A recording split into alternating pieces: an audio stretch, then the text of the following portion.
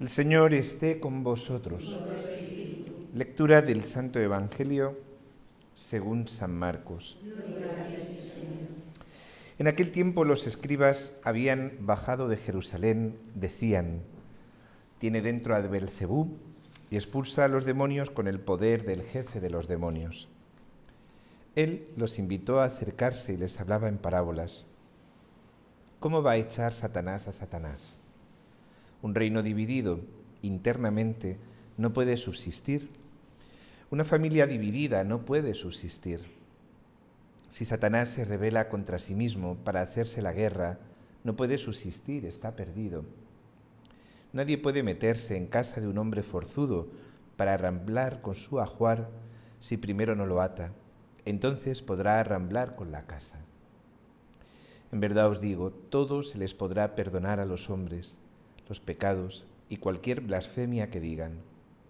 Pero el que blasfeme contra el Espíritu Santo no tendrá perdón jamás, cargará con su pecado para siempre. Se refería a los que decían que tenía dentro un espíritu inmundo. Palabra del Señor. Gloria a ti, Señor Jesús.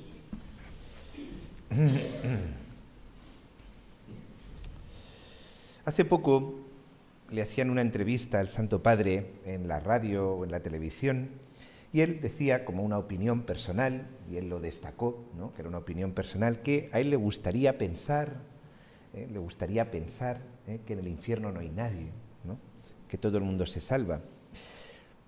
Yo pensaba, bien, a mí también, ¿no? Y también dice San Pablo que Dios quiere que todos los hombres se salven. Bien, y también a mí me encantaría pues que en el mundo no hubiera guerras, me encantaría pensar pues que todas las familias se llevan bien, los padres con los hijos con los padres. Bien, sí, a nosotros nos encantaría pensar, ¿no? Pero existe el misterio de la libertad humana. Cuando Dios nos crea a su imagen y semejanza y nos crea con libertad. Porque Él es libre. Y nosotros con esa libertad debemos escoger. Fijaros, si no hubiera libertad no habría amor verdadero. Sin libertad no hay amor. Si no hay voluntad no hay amor. Qué bonito, me encanta, ¿no? Alguna vez os lo he comentado, cómo en nuestro español utilizamos la misma palabra, ¿no? Querer, para el acto de la voluntad, cuando yo quiero algo, y querer como el acto del amor, cuando yo quiero a alguien. La voluntad y el amor. Sin voluntad, sin libertad, no hay amor. No hay amor. Por eso, fijaros, a mí me impresiona leyendo el Evangelio. La semana pasada escuchábamos cómo los familiares de Jesús pensaban que estaba loco y sus enemigos pensaban que estaba endemoniado. Al final, fijaros, en el Evangelio son muy pocos los que siguen al Señor y al pie de la cruz, fijaros, se quedan las mujeres, las 3 mujeres y Juan. Son muy pocos. Y digo que a mí esto me impresiona porque muchas veces, seguro que a vosotros os ha pasado como a mí, ¿verdad? Que uno piensa, si yo hubiera estado allí, si yo te hubiera visto, si yo hubiera podido tocarte, si yo hubiera visto tus milagros. Pero Señor, qué difícil me lo pones ahora. Qué difícil es seguirte, Señor. Que te tengo que seguir a través de signos. Que tengo que rezar delante de un trozo de pan. Que tengo que escucharte a través de un libro y tengo que recibir tu perdón a través de un hombre pecador. Es como los sacramentos no dejan de ser algo duro y difícil. Pero fijaros, los hombres de la época de Jesús que le vieron, que le escucharon, que vieron sus milagros, no lo tuvieron más fácil.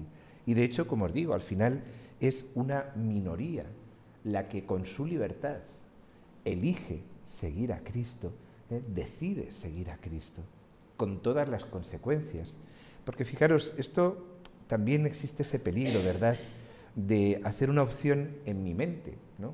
Esto también es como un peligro como muy de hoy en día, ¿no? Lo que también tantas veces hemos comentado, pues la gente que te dice, si yo tengo mucha fe, si yo soy muy católico, si yo quiero salvarme, yo quiero, tú le preguntas a cualquiera, ¿tú quieres ir al cielo o al infierno? Yo quiero ir al cielo, yo tengo mucha fe, yo creo mucho en Dios. Bien, pero eso tiene que concretarse, mi libertad y ese acto de mi voluntad tiene que manifestarse en mi vida, porque soy cuerpo y alma. No va mi intención por un lado y mi vida por otra. Por eso yo hago mis opciones por Cristo en mi vida concreta, en mis palabras, en mis pensamientos, en cada momento. De alguna manera, en cada momento me estoy jugando la salvación. Y esto, fijaros, es algo tremendamente serio y tremendamente importante que no acabamos de entender. Hemos perdido el sentido de la responsabilidad, hemos perdido el sentido del pecado, hemos perdido el sentido de tantas cosas. Y entonces, bueno, pues eso, al final parece como que todo da igual, todo da igual. Y no todo da igual. No todo da igual. Hace poco tuve una discusión, podríamos decir, con una persona que no entendía por qué era un pecado grave faltar a misa un domingo y por qué si faltas a misa un domingo te tienes que confesar después. Y no lo entendía de ninguna manera. ¿Cómo no puedes recibir la comunión sin haber confesado antes por haber cometido un pecado grave? Bueno, pues esto, fijaros, no es una cuestión de una norma, que la Iglesia ha puesto una norma y si te la saltas tienes que pagar una multa. No. Estamos hablando de un seguir a Cristo, de un seguir a Cristo. Y un cristiano que no va a misa un domingo, no es que se salte una norma, es que ha estado toda una semana sin pisar, ha estado toda una semana sin acercarse al Señor.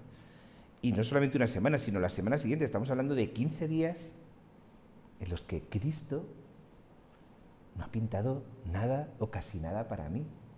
Pero fijaros, nos cuesta entender por eso, porque al final, fijaros que el gran peligro es convertirnos cada uno de nosotros en nuestra propia norma. Y yo soy el que decido lo que está bien, lo que está mal, por qué esto está mal, ¿no? Es que no entiendo por qué la Iglesia dice, es que no entiendo, y al final no deja de ser un acto de soberbia, que es mucho también de lo que estamos viviendo actualmente, no solo en la sociedad, sino muchas veces dentro de la Iglesia. Y yo ya me pongo por encima hasta del mismo Papa, ¿no? Y yo soy el que corrijo, el que juzgo, el que digo. Y por aquí va todo esto del pecado del Espíritu Santo, que al final es esto, es esta soberbia y es este egoísmo que hace que cierre mi corazón a la gracia del Señor. Lo que está en juego, fijaros, es esto, es defender lo más profundamente católico de la revelación, que es el misterio de la libertad y el misterio de la redención, que yo tengo que aceptar y acoger en mi vida. No solamente basta que Cristo me haya redimido y que yo le diga que sí, ¿no? Es que tengo que aceptar esta redención con toda mi vida y con todos y cada uno de mis actos. Por lo tanto, y fijaros, y así lo dice el Catecismo y no ha cambiado, un solo acto mortal, un solo pecado mortal, un pecado grave, consentido, y habiéndolo cometido sabiendo que es pecado, con todo el consentimiento y con toda la libertad, nos cierra las puertas del cielo. Esto es algo muy grave, y es algo muy triste y muy doloroso, y bien lo sufría el Señor. Cuando el Señor les dice estas cosas a los escribas, ¿no? Estas cosas como con tanto sentido común, ¿no? Y con tanta paciencia, pero vamos a ver, ¿cómo Satanás va a expulsar a Satanás? Es que, pero en el fondo el Señor se lo dice con dolor de su corazón. ¿Por qué? Porque sabe que su pecado es el pecado contra el Espíritu Santo, porque sabe que su corazón está cerrado, porque sabe que por mucho que les diga, que por mucho que haga, que por muchos milagros que haga, quien no quiere ver, no ve.